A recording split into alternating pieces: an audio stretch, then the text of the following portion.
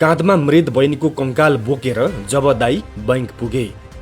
बैंकका कर्मचारीले रटान छोडेनन्। पैसा निकाल्ने हो भने खातावालालाई नै लिएर आउनु।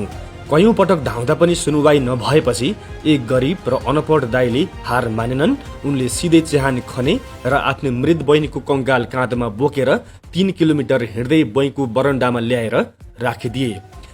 बैंकमा 81 रुवाबासी र खैलाबैला मचियो। के एउटा निमुखा र अनपढ मानिसका लागि हाम्रो बैंकिङ प्रणाली यतिसम्म निष्ठुर र अव्यावहारिक हुन सक्छ? सोमबार भारतको उडिसा स्थित केओझारको एउटा गाउँमा यस्तो हृदय विदारक र अचम्म लाग्दो घटना घट्यो, जसले सिङ्गो बैंकिङ प्रणाली र मानवीय संवेदनामै गम्भीर प्रश्न खडा गरिदिएको छ।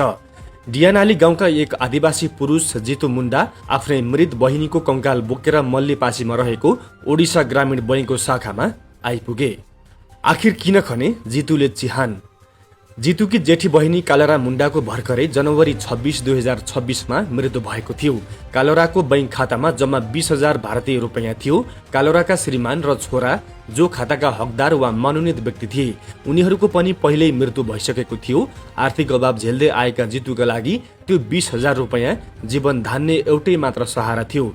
उनी पैसा निकाल्न धेरै पटक बैंक धाए। उनले कर्मचारीहरूलाई आफ्नो बहिनीको मृत्यु भइसकेको जानकारी पनि दिए, तर कानुनी प्रक्रियाको नाममा बैंकका कर्मचारीहरूले उनलाई एउटै जवाफ दिइरहे, पैसा चाहिने भए खातावालालाई नै लिएर आउनु। अनि सुरु भयो 3 किलोमिटरको त्यो दर्दनाक यात्रा।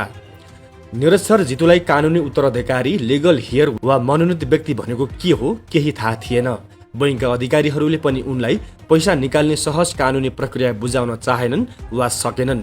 अन्ततः चारैतिरबाट निराश भएका जितुले एउटा कठोर निर्णय लिए। उनले आफ्नो बहिनीको चिहान खने, कङ्काल निकाले, काँधमा बोके र करिब 3 किलोमिटर हिँडेर बैंकको बरन्डामा ल्याएर राखिदिए।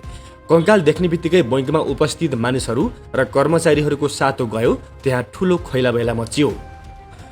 प्रहरीको प्रवेश र मानवीय मद्दत। घटनाले उग्र रूप लिएपछि तत्काल प्रहरीलाई खबर गरियो। स्टेशन हाउस अफिसर किरण प्रसाद साहु नेतृत्वको टोली घटनास्थल पुग्यो। प्रहरी अनुसन्धानमा जितको कुनै गलत नियत नभई बैंकको असक्षमता र जितुको अज्ञानताका कारण यो अवस्था आएको खुल्यो। अधिकारी साहुका अनुसार जितु पूर्ण रूपमा अशिक्षित छन्। बैंकले उनलाई सही बाटो देखाउनुको सट्टा खातावाला ल्याउनु भन्दै फर्काएको पाइयो। अन्ततः प्रहरीले जितुलाई सम्झाइ बुझाइ शान्त पार्यो र मृतक बहिनीको खाताबाट पैसा निकाल्न सम्पूर्ण कानुनी सहयोग गर्ने आश्वासन दियो। त्यसपछि प्रहरीकै उपस्थितिमा ससम्मान उक्त कङ्काललाई पुनः चिहानमै गाडिएको छ। यो घटनाले गरिब र अनपढ नागरिकलाई सेवा दिने सन्दर्भमा सरकारी तथा वित्तीय संस्थाहरू कतिसम्म लापरवाह र असंवेदनशील हुन सक्छन् भन्ने तितो यथार्थलाई छर्लङ्ग पारेको छ।